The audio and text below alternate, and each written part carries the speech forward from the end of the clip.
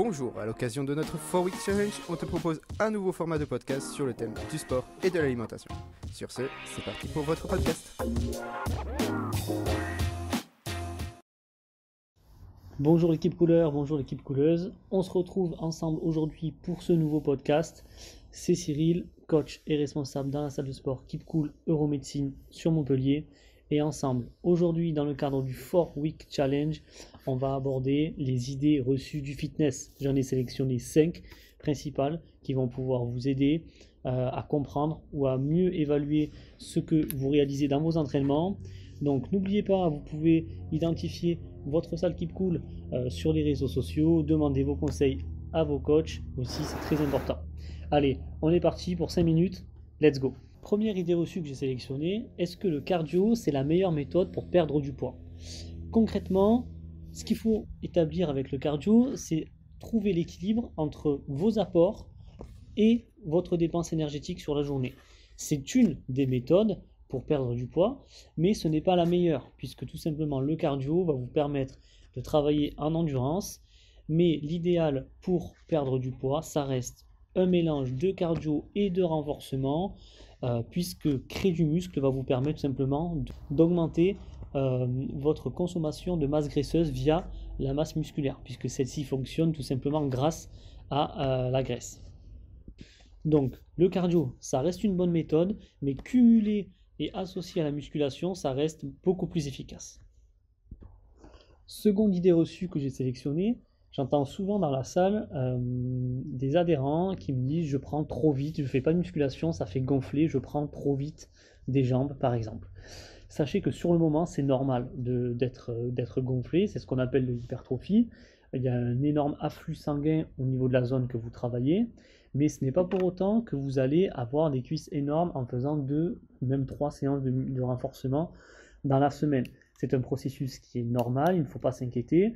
L'idée est de comprendre qu'en développant votre masse musculaire, vous allez à la fois réduire votre masse graisseuse et sur la même circonférence par exemple d'un tour de cuisse, vous pouvez très bien avoir la même chose, à la seule différence que vous allez avoir beaucoup plus de masse musculaire au final que de masse graisseuse. Donc c'est une question de ratio, je vous rassure, ne vous inquiétez pas, surtout vous mesdames, vous n'allez pas avoir des cuisses d'Arnold Schwarzenegger, au contraire, il suffit juste de les renforcer et d'avoir vos conseils de coach pour trouver le programme qui vous conviendra le mieux.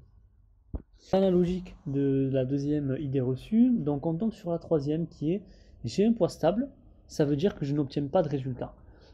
C'est pas du tout vrai. Ce qu'il faut regarder, c'est la composition de votre corps.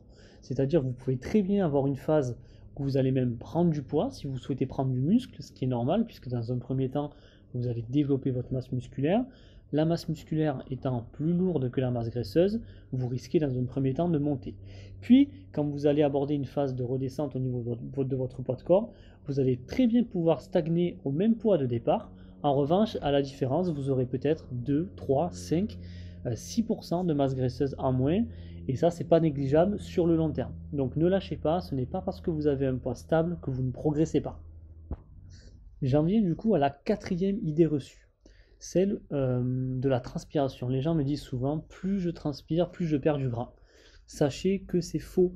L'élimination de la masse graisseuse se fait à 85% par le CO2 donc, qu'on expire, donc c'est par l'essoufflement.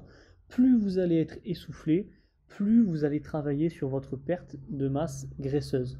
Donc revoyez vos entraînements si vous les trouvez trop faciles. Ce n'est pas parce que vous transpirez que vous allez perdre du gras, c'est juste un processus d'adaptation de votre corps, mais il ne résulte en rien d'une perte de gras.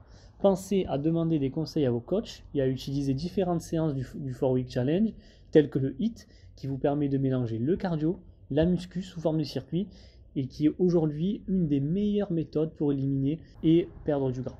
J'en viens du coup au cinquième et dernier point, c'est souvent les personnes qui me disent j'essaye de cibler la perte de gras. Je veux perdre du gras au niveau des cuisses, je veux perdre du gras au niveau de la sangle abdominale. Sachez que c'est impossible. Aucune étude aujourd'hui montre que c'est possible de le faire.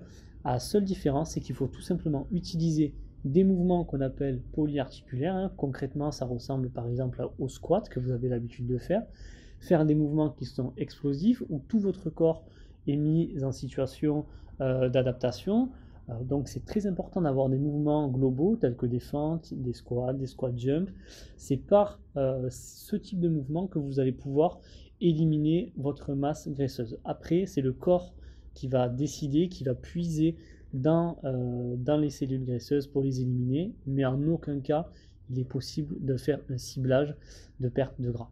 On arrive donc sur la fin de ce podcast. J'espère que ces 5 petits conseils et 5 infos vous seront utiles pour la suite de votre challenge. N'hésitez pas à nous faire vos retours, à nous poser vos questions sur les réseaux sociaux. On se retrouve très bientôt pour un nouveau podcast donc sur le site trainingkeepcool.fr. J'espère que vous allez bien et que tout se passe bien sur votre challenge. Et pour moi, je vous dis à très vite. Bye. Merci de nous avoir écoutés. Je vous invite alors à nous rejoindre sur trainingkeepcool.fr pour retrouver toutes les infos sur le 4 Weeks Challenge.